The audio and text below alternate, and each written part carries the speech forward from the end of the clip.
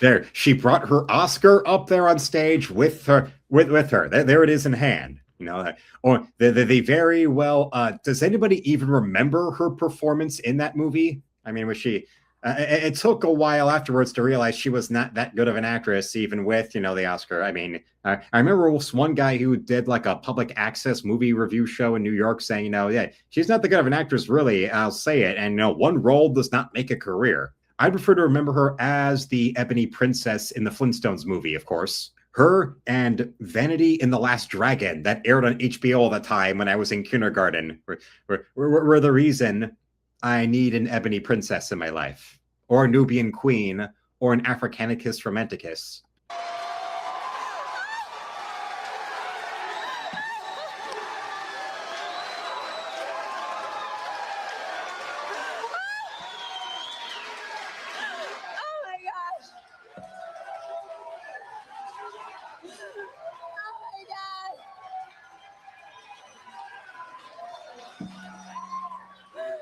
The thing is, her acting here on stage, feigning all the surprise over winning, is more out there and nowhere near really. Is her acting here on stage really that different from an actual performance from Halle Berry? I'm just saying.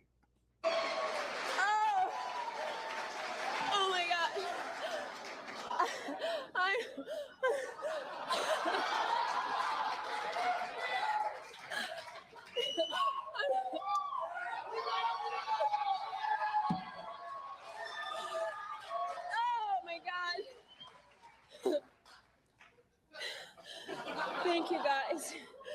Thank you so much. Or if you remember, when I remember watching it when it aired at the Oscars, where she won Best Actress, and she was just completely insane, over the top with her sobbing and all that. Good Lord.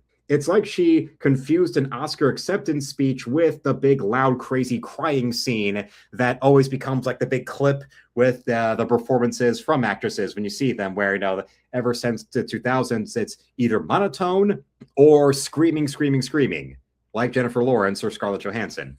Yes, yes. Never in my life thought I would be up here. And then compare that was the same year that Jennifer Connelly won Best Supporting Actress for playing a Latina. Because, yeah, Jennifer Connelly was the wife of John Nash in A Beautiful Mind. Yes, who in real life, John Nash's wife was from El Salvador. Not the only time that Jennifer Connelly played Latina, actually. There was this one movie she did with Antonio Banderas in the mid-90s called Of Love and Shadows, which the only reason worth watching it is her getting nailed by Banderas in a cave, and another scene where there is one particular image that is worth looking at right here. And there she's playing a woman in Chile. And then for the lady who was known as 90s Phoebe Cates, who was there to be the hot brunette that would show her tits in all her roles. And then she goes and blows Harvey Weinstein to go and win Best Supporting Actress. Except when she's on stage, she actually does it, like a poised, stable adult. She goes up there, she makes her speech, and it comes off like, actually like okay. The old statement of act like you've been there before. The way that the way people criticize those who go with the insane touchdown dances and celebrations, and it comes off like overwrought and high-strung and desperate for attention. Yeah, like that. That's what Halle Berry was doing versus, act like you've been there before, like Jennifer Connelly winning Best Supporting Actress that same year. And with her, sweet jugs out throughout the 90s.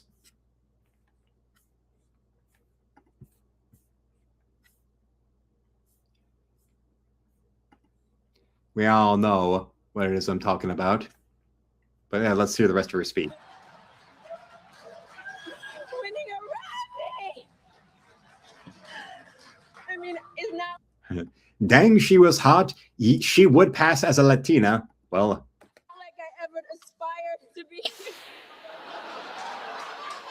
But thank you. Oh gosh.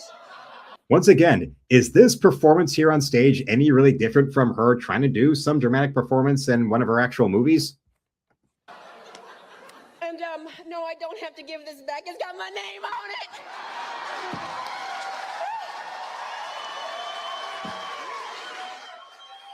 But wow, you know, I've got so many people to thank because you don't win a Razzie without a lot of help from a lot of people. So please indulge me and just let me, go through this. First of all, I want to thank Warner Brothers. Thank you for putting me in a piece of shit, god-awful movie.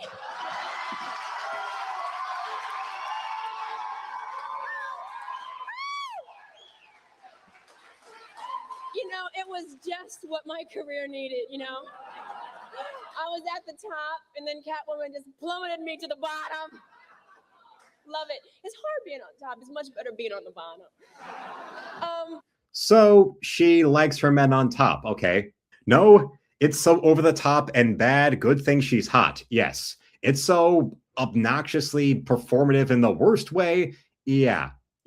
No thanks. In case you wonder why, even with as many flops as Jennifer Connelly's been in her career, you never see her going anywhere near the Razzies. Just saying. And she was in Alita Battle Angel.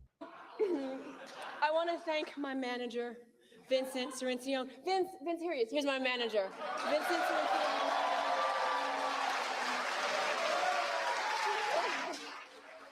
I want to say, no, listen. This guy loves me. He loves me so much. He loves me so much that he tells me that I'm the greatest actress there ever was. He loves me so much that he convinces me to do projects even when he knows they're shit. But that's how much he loves me. That's how much he really loves me. And my only advice to you... If we put this on mute, then I could look at her and still, think, more Ovaltine, please. Like I did back in the day, watching the Flintstones movie. Is next time I do a movie, if I get a chance to do another movie, as Frub says, man looking at her boobubs looking at us. Yes. Maybe you should read the script before you read Well, just counting the zeros behind the one really isn't enough. You really got to read the script. Thank you. I love you, man. Love you. I want to thank my agent and my lawyers, who obviously don't give a shit. They're not here tonight, but love you guys. Love you. I want to thank the writers, all 20 of them. Thank you for thinking this was a good idea. Obviously it wasn't, but I appreciate the thought. You thought it was. You tried. Hey, thank you. I want to thank the cast. It's really important. In order to give a really bad performance like I did, you need a lot of bad actors around you. So I want to thank all of them for being bad right along with me. One of them is here, Alex Borstein. Come on out, Alex. Okay, here we go. Hello, sexy lady. And her breasts and butt are great in that movie with Billy Bob. Oh yeah, the one where she won the Oscar for, Monsters Ball. But now let's get back to a little, here we go. Okay. We got a friend here. Miss Swan coming. Petticoat, straight to the Petticoat Sneer Beauty Salon. It's a Miss Swan.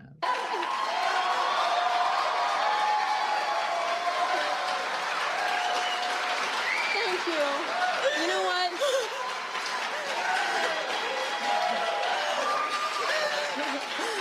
Happiest moment of our life. But one of the things about Catwoman, one of the great things about Catwoman... Calm down, Mama. One of the best things about Catwoman was that I got to make some really wonderful, lifelong friendships, and this lady is one of them. And you know what?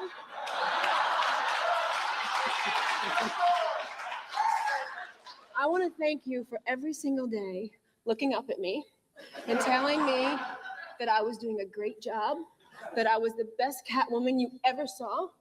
I want to thank you for lying straight to my face every day. Thank you. Thank you. You know, in Hollywood, they lie behind your back, but she lied straight to my face. Love that. I love that. Thank you. Thank you. Thank you. Now beat it. I also want to thank our director, Pitoff. You know, that one name French guy. Thank you very much. It was a joy to come to work every day and work with him, really. I mean, I didn't know what the hell he was saying, but I'm sure it showed in my performance. But it was truly a joy and a pleasure. And I also want to thank my acting coach, Ivana Chubik. She just wrote a book called The Power of the Actor. You all should rush out and get it. Could change your life too. And in all seriousness, okay, I've had enough fun joking. I want to really tell you why I'm here tonight. Really. I'm not exactly sure, really. I'm still trying to figure it out. But, because when I was a kid, my mother told me that if you could not be a good loser, then there's no way you could be a good winner. If you weren't able to take criticism, then you were not worthy of getting praise. So I ventured into my career of acting, and I started off in beauty pageants. It's probably another good reason why I'm here tonight. Started off in beauty pageants, and I won the first 3 in a row. Just won them. I got to the Miss USA pageant, and there I was on the stage with the first runner-up. And I was there, and she was there, and one of us would win. And she was this buxom, blonde, blue-eyed Texan. And I looked at her, and I thought, oh, God, I'm probably going to lose.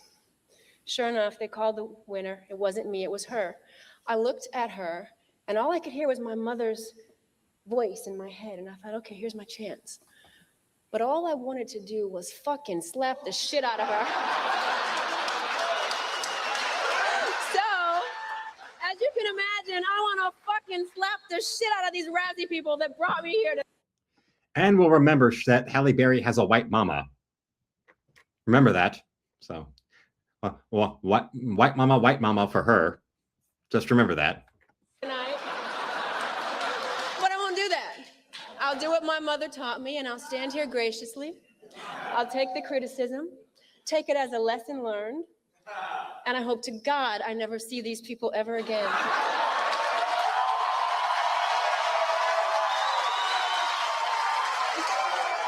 Thank you all.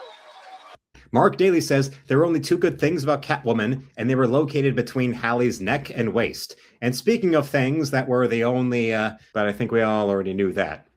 So until then, I want to thank you all for watching. Subscribe to the channel. We'll reach 10,000 subs. Become a member today and shop my art store with the second link in the description below, where you can buy my art or commission me or support me directly with a donation. And besides that, you can also go and buy a copy of my first comic book, Encrypted, where a regular copy is $5, an autographed copy is $10, an autographed and sketched in copy is $20, or you can subscribe to the comic for $60, or subscribe at the signature level with your subscription for $90. And tomorrow I will have shorts at 5 p.m. Eastern, 5:30 and 6. I will have a new video at 6:30, and I'll be live again at 10. So until then, felines, slam it, lick it, suck it.